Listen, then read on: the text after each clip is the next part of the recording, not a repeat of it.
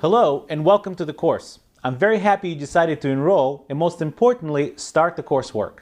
Just to introduce myself, my name is Yaakov Chaikin and I will be your instructor for this course. I've been teaching part-time at Graduate Computer Science program of Johns Hopkins University for over 10 years. My full-time job is developing small and large-scale web applications, working with both front-end and server-side technologies. In this course, I'm hoping you will not only learn a lot, but we'll also have a lot of fun doing so. In the first module, we will dive right into HTML5. We'll start with going over how you should set up your development environment. Then we'll learn HTML5 basics, introduce HTML5 content models and why they matter, and finish off the module with going over some essential HTML5 tags. As you'll see, learning HTML5 is not hard. Ready to go? See you in the module.